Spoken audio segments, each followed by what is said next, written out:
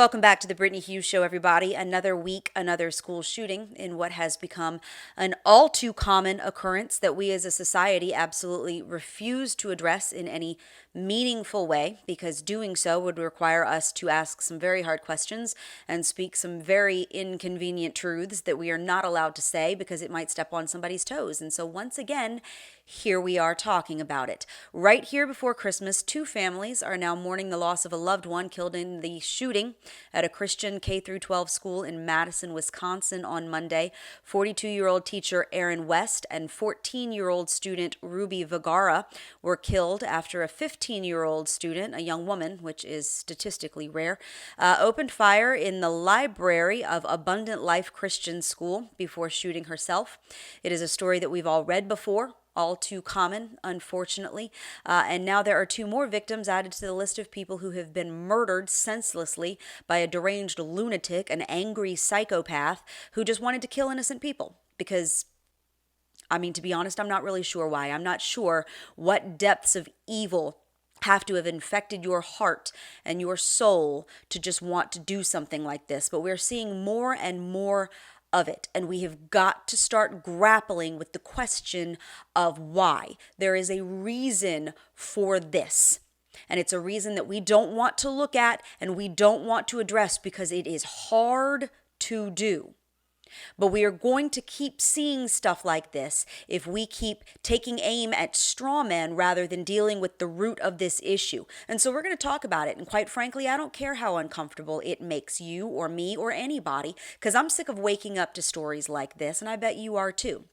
Of course, typical administration move, the bodies weren't even cold yet, and President Joe Biden had already issued a statement demanding Congress take action on gun control and ban assault weapons and high-capacity magazines, following a shooting carried out with, and let me check my notes here, a handgun, which renders pretty much his entire statement moot. It's like he took a school shooting template and just changed the names and dates and threw it out there because it was all about background checks and assault weapons and things that literally had nothing to do with the situation at hand at all. It was bizarre. Here's what he said.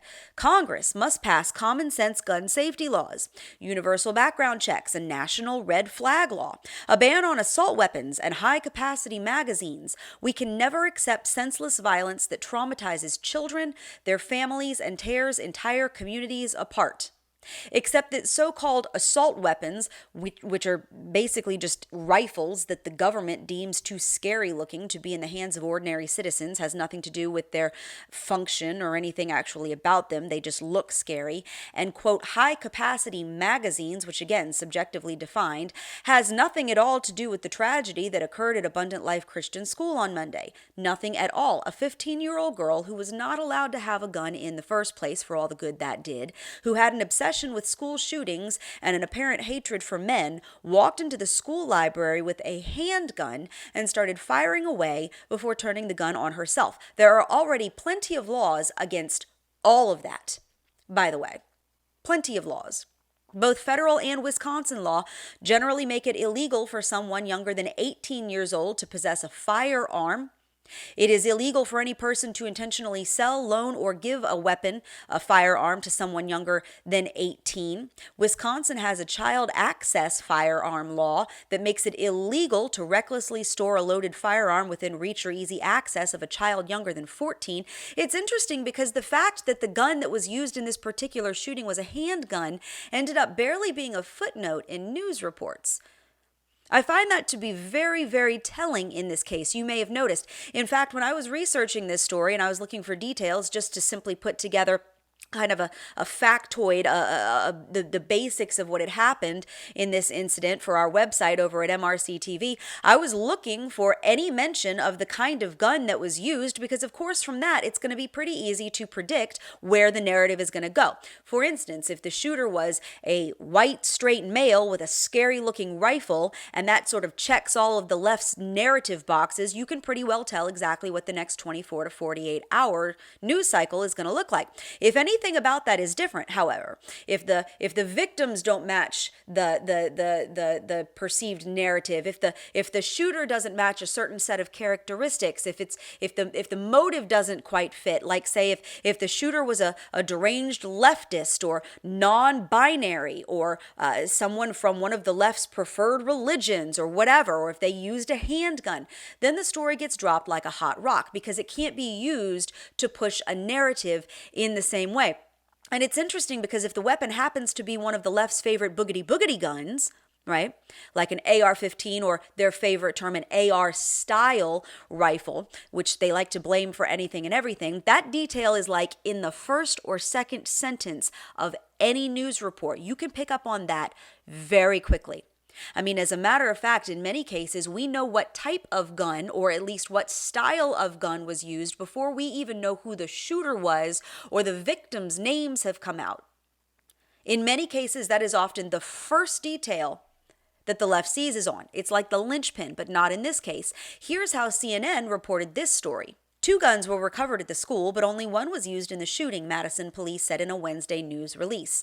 The Bureau of Alcohol, Tobacco, Firearms, and Explosives completed its data trace and provided it to police, but they are not providing any information on the guns as it could jeopardize our investigation, police said in the release. Isn't that convenient? This is like one of the only stories that we've seen where all of a sudden we can't get details on the gun that was used. Interesting. When it happens to be a handgun. According to reports, the shooter in this case used a handgun, which you cannot ban. It's not constitutional. You can't ban handguns. Teenagers are already prohibited from having one, so that's moot. So it doesn't fit the gun control narrative. It's not a very convenient political football to be driven down the field here. It can't be used to push the current agenda. So the detail then just becomes irrelevant, right? It's not that interesting. That's kind of funny to me. The ability of the left to use a story to further their own platform literally impacts the way that informative news stories are constructed. On Monday, after all of this happened, I looked at least a half a dozen news reports trying to piece together details of this incident, and I could not find one single mention of the type of firearm that was used, not on one. On any of the major news sites, not a single one. It was as though nobody cared because it wasn't an AR. Interesting. Because there's no law that you're going to pass that ban handguns. None. And there's no law that you're going to pass to stop violent-minded people from eventually getting their hands on one. In fact, every single law on the books already, like say, laws against teenagers having handguns, laws against taking guns into a school, laws against killing people, didn't do a thing to prevent this, nor does it do a thing to prevent any other senseless tragedy. Red flag laws, which would not have alerted anyone to danger from a 15-year-old teenager who couldn't have legally purchased a firearm in the first place. Literally nothing that Biden, who, by the way, pardoned his own son's federal gun crimes and who didn't have a single thing to say when a rich CEO was gunned down, shot in the back dead on a Manhattan sidewalk just a couple of weeks ago by a deranged socialist lunatic. Funny how the left didn't give a crap about gun violence then. Instead, they were emblazoning the killer's, face on T-shirts and mug shots and getting tattoos of him. So much for wanting to stop gun violence, right? When it fits their narrative, when it's their person doing the violence. But nothing that Biden is now demanding in the wake of the Madison school shooting would have amounted to a hill of beans. It proves that Democrats are much more interested in seizing on a tragedy for political gain than actually preventing gun violence, because they cherry pick which stories they get upset about and which stories they are going to use based on the details and whether or not it can further their agenda. When, as a matter of fact, these things are almost always perpetrated by disturbed individuals who have terrible home lives, are the product of crappy parenting, and a slew of culturally induced and social media-fueled mental problems, none of which the left wants to tackle, by the way, because it would tip over way too many of their sacred cows. So here we go.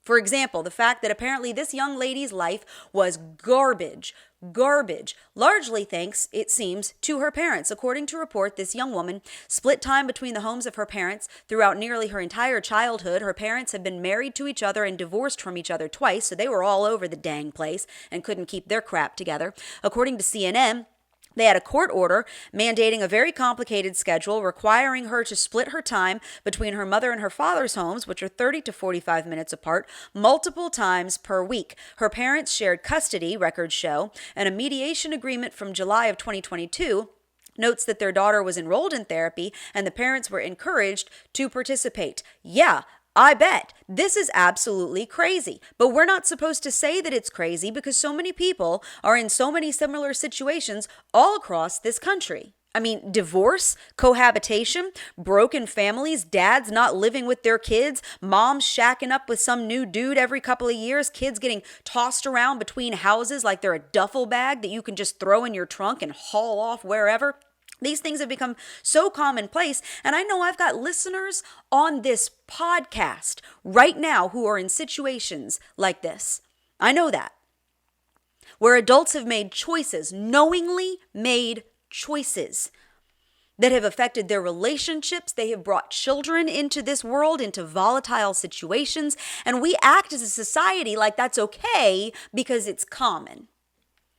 If everybody else's life is as messy as mine, as chaotic as mine, if their kids are getting shuffled about and thrown around as much as mine, that must mean it's okay because there's comfort in numbers. Just some quick stats on American kids and the situations that they're growing up in today, which is far more common than it has ever been in American or Western civilization's history. In 2022, 40% of births in the United States were to unmarried women, which is nearly half of all births. 40%. Only 60% of children in the United States under the age of 18 lived with married parents. Not just married biological parents, by the way. Just their parent was married. They were living with two people who were married. Of those who were born to married parents, about 50% of children in the United States whose parents are married or marry at some point will experience their parents getting divorced. Some 40% of children currently live in homes where their father is not present. Broken homes where children are not being raised in stable, safe, consistent environments by two parents who love one another and who are partnering together to raise healthy, stable children that they purposefully brought into this world in love, which is the way that God designed marriage and family to be. It's the pattern that He put in place to have this function correctly. Broken homes are now the norm for most American children at some point or another. If you were born to two married parents who then stay together throughout the entirety of your adolescence, you are now a statistical anomaly. And we tell ourselves that this is fine because kids are resilient. How many times have you heard that? We heard it all through COVID, right? As we were closing schools and slapping filthy masks on toddlers, and you heard kids are resilient, the kids can take it. And then we found out very quickly, no, they can't, because no, they aren't. They're children. They are fragile. The raising of them is supposed to be a certain way for a certain reason, because it has a detrimental, long-term, permanent, dangerous impact if it's done incorrectly. I'm not saying parents are not allowed to make any mistakes. Of course, we all do. But there is a proper way to have a relationship, to have a marriage, to build a home, and to raise children in it that is supposed to function a certain way. And kids are not just resilient to all the alternative decisions and choices and lifestyles that we want, that we then push over on them against their will without their choice, that they then have to live with the consequences of for the rest of their lives. They are not resilient. They are children. And it is better for, this idea that it's better for a child to be tossed around between two houses and raised by two parents in two separate homes with two separate sets of expectations and rules and environmental circumstances, oftentimes with step-parents and step-siblings thrown into the mix, and how complicated all of that gets. And, that's better than to be raised in a home where their parents hate each other. That's what we tell ourselves, right? It's better to just separate and go our separate ways, and the kids are resilient and they'll be fine. Because everybody else is doing it. And the kids are not fine. They're not. We can tell ourselves all day long that the assault on the family structure and this lie that we have told ourselves about marriage and divorce and cohabitation and that the kids raised in all of these wonky, unstable back and forth situations are just A-okay because the family next door to us is doing it. And we can say that all day long, but it doesn't make it true. And the statistics are bearing that out. Some more stats on American children, by the way, in case you didn't know. 1 in 7 children ages 3 to 17, so that's 13%. 13% of children between the ages of 3 and 17 have a current diagnosed mental or behavioral health condition. 10% of children ages 3 to 17 have current diagnosed anxiety, including 9% of boys and 11% of girls. 7% of children ages 3 through 17 have current diagnosed behavioral disorders. 4% have diagnosed depression.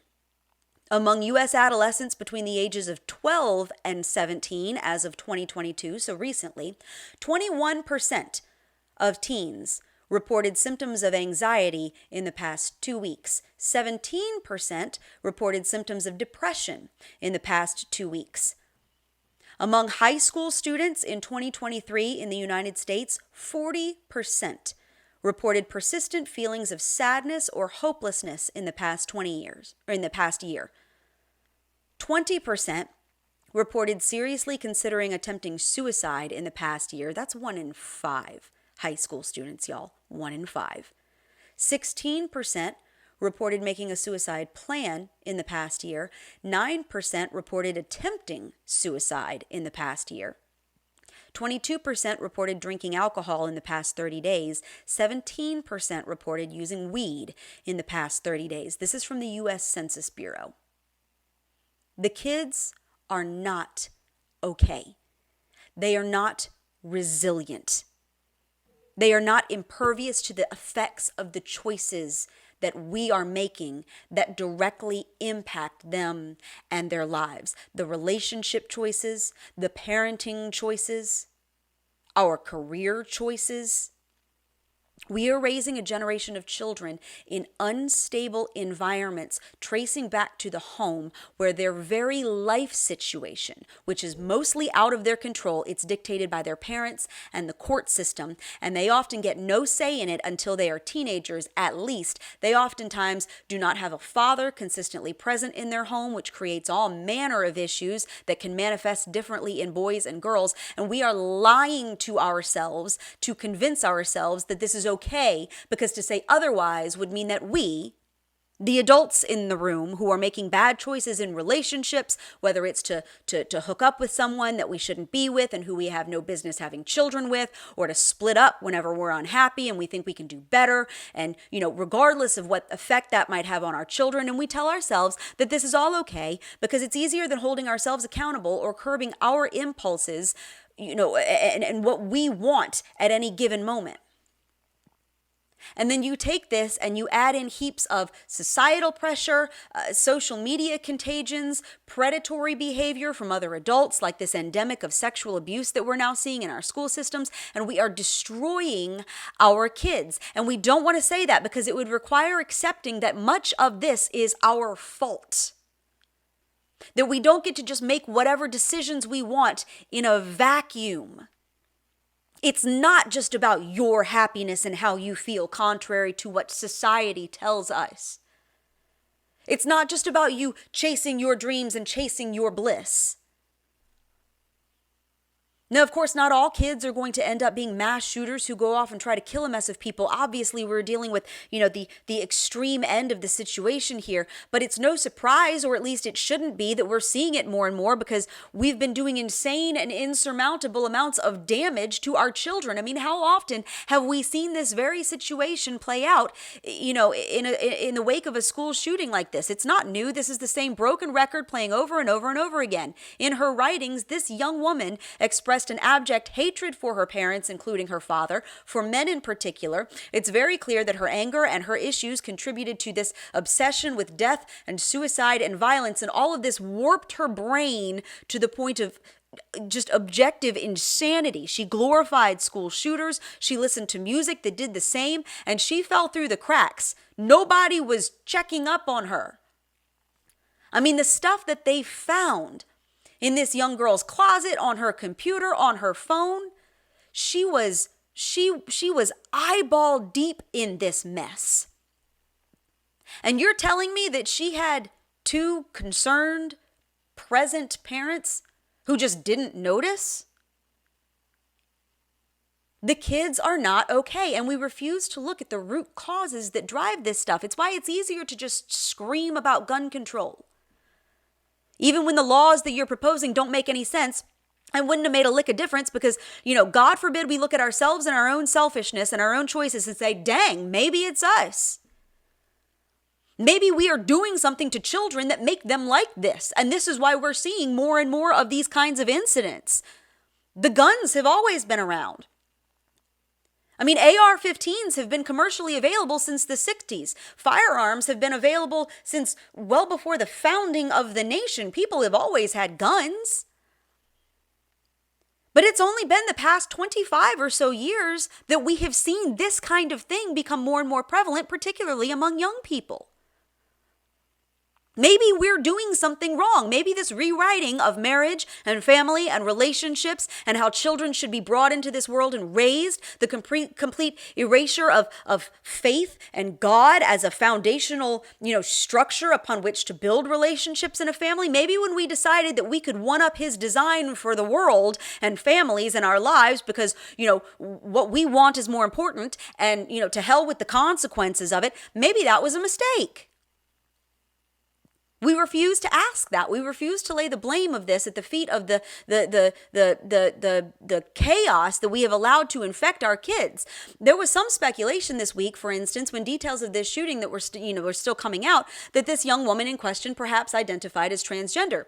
Because that has been a factor in some recent shootings, including another shooting at a Christian school. At first, the local police department there in Madison, Wisconsin, said they couldn't say whether the shooter was male or female, which was very suspicious because the young woman had shot herself in the school. Law enforcement had her body. It wasn't like she had taken off and they were still searching for a suspect here. They had her right there. It should have been very obvious. So the fact that they couldn't or wouldn't say one way or the other led many people to suspect that maybe we were dealing with yet another mentally ill, gender-deluded individual. It seemed to suggest that. And while, it seems now that was not the case, this young lady did not identify as trans, as best we can tell. But when he was pressed on that question earlier this week, Madison, Wisconsin Police Chief Sean Barnes said he was not even going to consider whether this young woman's gender identity could have been a factor in her decision to go shoot up a school because it didn't matter. Here's what he said. Yeah, I don't know whether Natalie was transgender or not. And quite frankly, I don't think that's even important. I don't think that's important at all. I don't think that whatever happened today has anything to do with how she or he or they may have wanted to identify. And I wish people would kind of leave their own personal biases out of this. We have people who showed up to work today to help kids be better who are not going home. And we have lost members of our community who are children, including the shooter. So whether or not they were transgender is something that may come out later. But for what we're doing right now, today, literally 8 hours after a mass shooting in a school in Madison, it is of no consequence at this time. Which I will tell you is a heck of a thing for a police chief in charge of investigating this to be saying. I mean, you're just dismissing that outright as a factor, as an issue, as any kind of motive. Like, we're just going to assume that didn't matter. We'll look at everything else. But we're not even going to consider whether that was a relevant detail at all. I mean, you're telling me that if this young lady had been under the delusion that she was male when in fact she was not, that it wouldn't have mattered at all in her choice to walk into her small Christian school and open fire in the library and kill people and then kill herself? That we can't even ask the question? That wouldn't have mattered? I mean, we know now, at least it's been widely reported, and as best I can tell, no one seems to be disputing it, that her gender identity was not an issue here. But, the question was sure as heck pertinent at the time. Yes, it does matter. That is a relevant question. The fact that you're dismissing that as, well, we don't know, nor do we care because it's not relevant even if that is true. I mean, for a police chief to just dismiss that outright without even having an answer yet, I mean, we are teaching a generation of children through our schools and our entertainment and our social media and just about everywhere you turn, you can't get away from it, that it's possible that they were born in the wrong body and that with enough artificial hormones and chemicals and physical mutilation that they can become something that they're not, and that that's totally okay and normal and healthy. And then we're not even allowed to question whether that delusion, that intentional confusion of a child's identity and purpose and place in the world might play a part in why we have unhinged teenagers losing their minds left, right, and sideways and committing unconscionable acts at a rate that we've never seen before. Again, this has just been the last 25 years or so.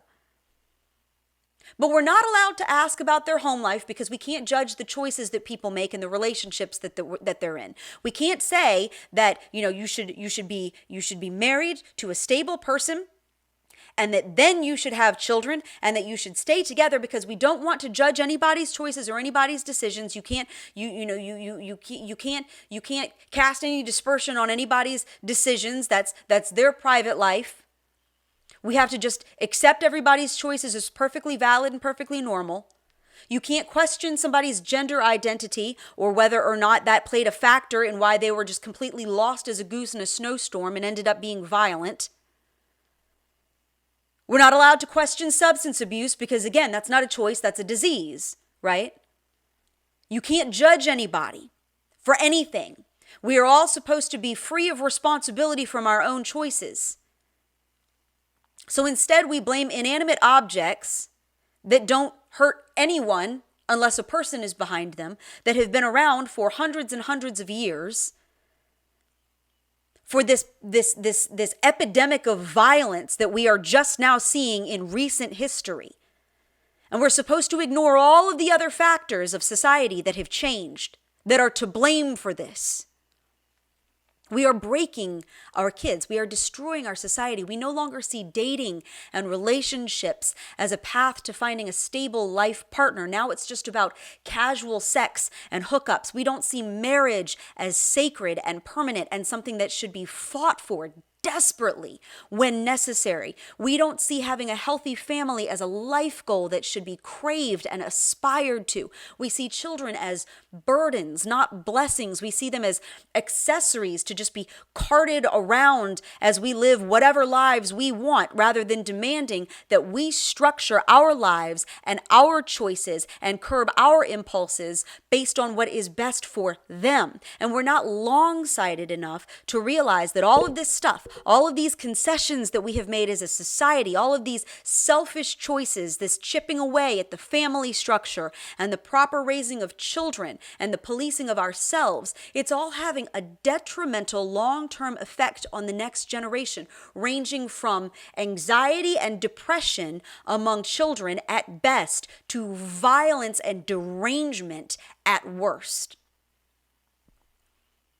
It is having an effect. You can trace, like a line of breadcrumbs, the destruction of the family, the breakdown of marriage, the reworking and the warping of the raising of children, to the effects that we are seeing in society today. It is linear.